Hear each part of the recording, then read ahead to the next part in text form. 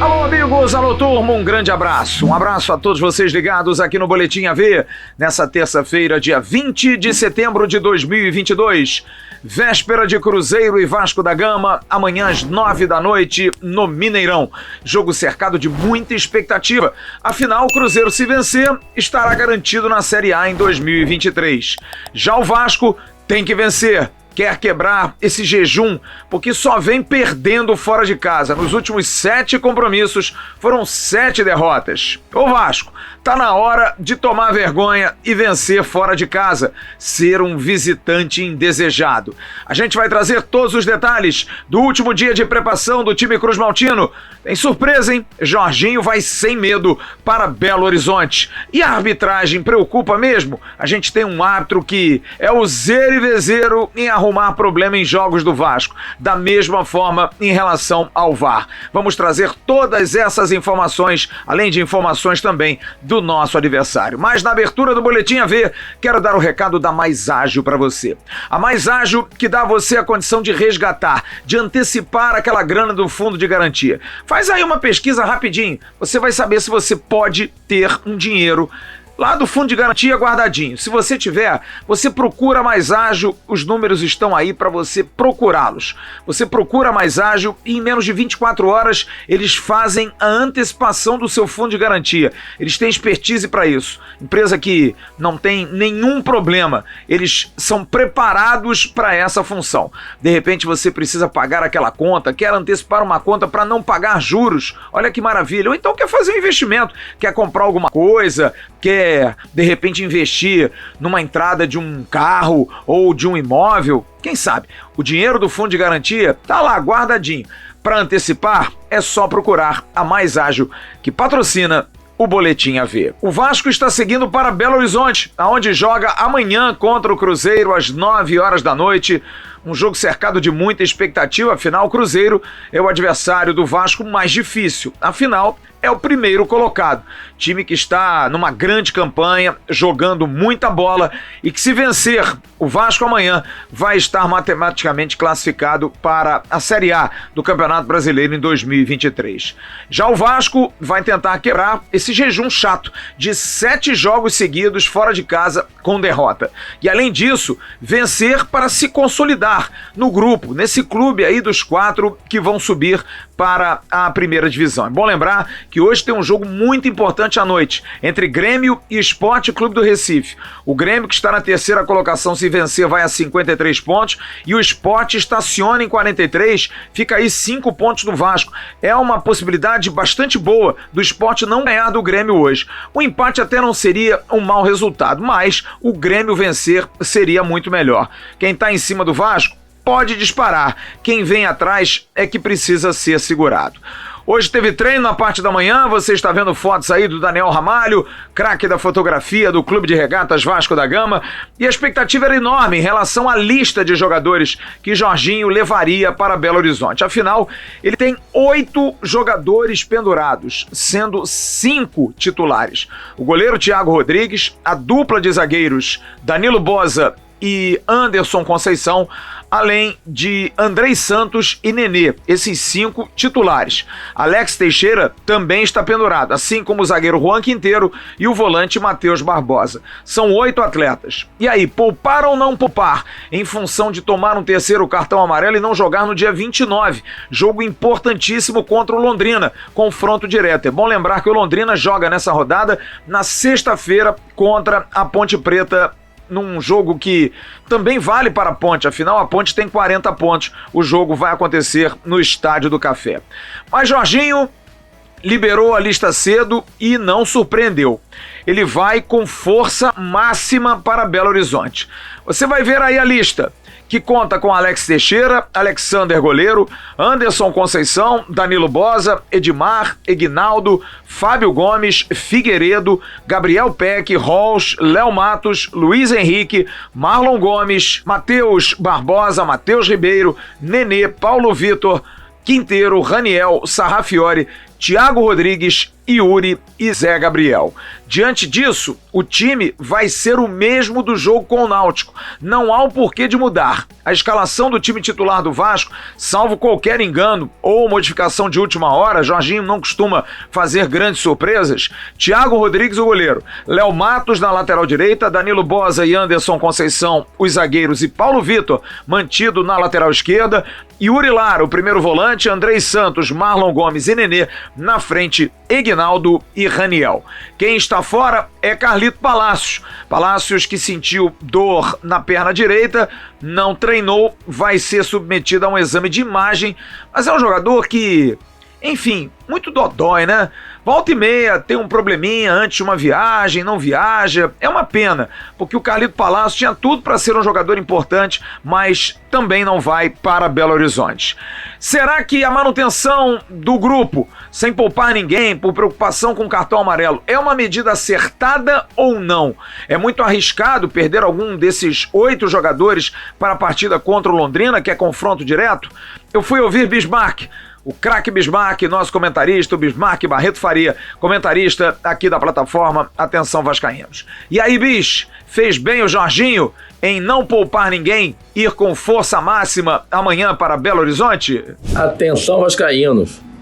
Sabe, eu acho que o Jorginho tem que levar o time com força total para o Cruzeiro. Independente do Cruzeiro, com uma vitória já se torna aí o primeiro time a subir para a primeira divisão. Eu acho que tem que pensar passo a passo.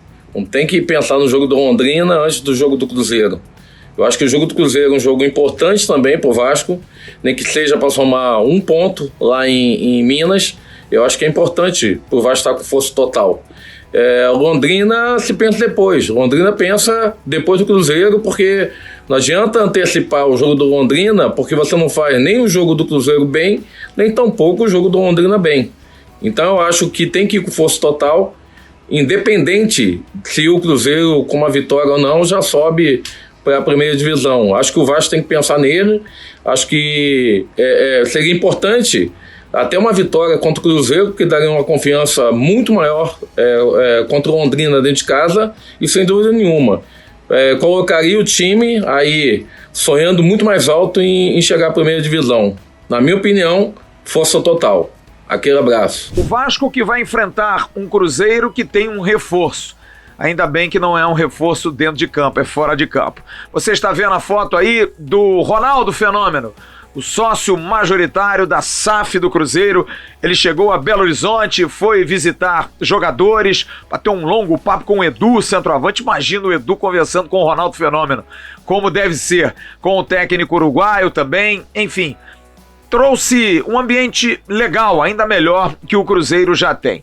O Cruzeiro que se vale do ótimo aproveitamento jogando em casa para vencer o Vasco amanhã. São 15 jogos com 13 vitórias e 2 empates. Todo o time está à disposição. O meia João Paulo retornou aos treinos. Ele vai reforçar a equipe. O jogador veio de uma operação feita em abril e está de volta. É um bom jogador. O Cruzeiro que só não ganhou de 4 equipes no Campeonato Brasileiro inteiro. Não ganhou do Ituano, que vai jogar em casa com o Ituano, o Guarani, que também vai jogar em casa, o CSA, que também vai jogar em casa, e o Vasco. O Vasco venceu a equipe mineira na partida do turno, 1-0 aqui no Rio de Janeiro, gol do centroavante Getúlio, jogo que aconteceu no Maracanã. Amanhã é um tira-teima. Uma grande preocupação é em relação à questão da arbitragem. E a gente bate isso sempre aqui porque reta final a gente fica muito preocupado sempre. Flávio Rodrigues de Souza é o árbitro que vai apitar o jogo da Federação Paulista. Árbitro envolvido em várias polêmicas do Vasco. Lembrando, Vasco Internacional mais emblemático. Vitória do Inter por 2-0, aquele VAR Mandrake que estava descalibrado. Vasco e Flamengo, derrota em São Januário por 2-1, gol de Germancano lícito, que o VAR, que também vai estar no jogo de amanhã, o Rodrigo Guarizo, os dois resolveram dar a anulação da partida, ou melhor, a anulação do gol, e o Vasco da Gama acabou perdendo para o Flamengo. O VAR amanhã, Rodrigo Guarizo, também esteve naquele jogo Vasco e Bahia, que o Gregory atinge Martim Benítez na coxa e ele simplesmente não viu. Enfim, é um ato muito enrolado, o VAR é muito enrolado, Flávio Rodrigues de Souza e Rodrigo Guarizo. E a preocupação é a seguinte: será que o CNM, que é o presidente da comissão de arbitragem, não poderia ter um mínimo de bom senso e ver no histórico recente que esses dois árbitros têm condição sempre de suspeita em relação a jogos do Vasco, estão sempre pressionados para apitar jogos do Vasco por conta dessas situações? Eu fui ouvir o analista de arbitragem do canal Atenção Vascaínos. Vai estar com a gente quase sempre agora, participando de pré e pós-jogo e também dando suas opiniões aqui no canal. Wagner Tardelli, que foi um dos bons árbitros brasileiros e não tem medo de falar, não tem papas na língua, e vai falar sobre essa indicação de Flávio Rodrigues de Souza, árbitro de São Paulo, e Rodrigo Guarizo, sempre envoltos em confusão. Tardelli, falta sensibilidade na hora de fazer essa escala? Fala, Tardelli! Realmente é de se estranhar uma escala dessas, né? Porque se você tem um quadro nacional tão grande e diversificado, você não precisa utilizar um árbitro que teve um problema lá de interpretação, que seja nesse ano, que foi no ano passado, para você não expor nem o clube e nem tampouco o árbitro numa pressão desnecessária. Ele de São Paulo poderia, por exemplo, escalar o Luiz Flávio de Oliveira, que é irmão do Paulo César de Oliveira, que é comentarista aí. Muito diferente do irmão. O irmão comenta o que a gente não vê, mas o Luiz Flávio foi punido pelo CNM, que é o presidente da comissão hoje, acho que não sei se foi qual foi o jogo do Campeonato Brasileiro, mas seria uma boa indicação, com muito mais experiência e muito mais tranquilidade para um jogo tão importante. Então, essa pergunta tem que ser feita, na verdade, ao presidente da comissão, que é o CNM, que inclusive foi árbitro de São Paulo, foi árbitro internacional de São Paulo.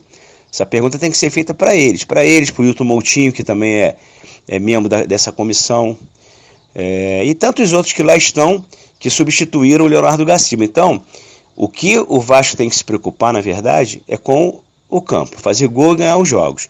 Mas não custa nada estar de olho também nessas indicações. Claro, sem colocar em pauta a credibilidade e a honestidade de cada profissional que vai atuar, mas realmente pedindo à CBF que tenha mais capricho nessas indicações.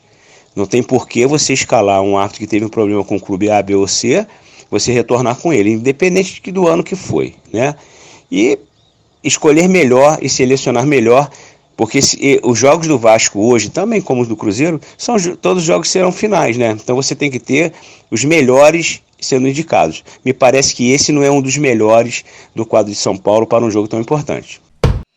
É isso, turma. Logo mais eu estarei no AVNews a partir de 10h30 da noite, trazendo todas as informações de Cruzeiro e Vasco. Vamos ter depoimentos direto de Belo Horizonte. O nosso Thiago Valu vai trazer todos os detalhes do Cruzeiro e a gente vai ter um convidado muito especial, um jogador que esteve naquele time de 2017. A última vitória do Vasco em Belo Horizonte, 1-0, gol de Paulão, lembra? O Vasco venceu por 1-0 e ali seguiu para a Copa Libertadores em 2018. A gente vai ter um convidado, um jogador que jogou no Vasco, que estava em campo e que vai bater um papo conosco. E vamos trazer todos os detalhes dessa escalação, com mais opiniões, vamos ouvir mais gente, se vale ou não vale poupar, bastidores do Vasco, informações do Vasco, informações de futuras contratações, coisas que o Vasco está abafando, mas a gente sempre tem ali uma informação ou outra. Enfim, o News, como sempre, sendo muito recheado. E eu prometo, vou sair aqui da minha cadeira e vou continuar apurando para trazer mais informações.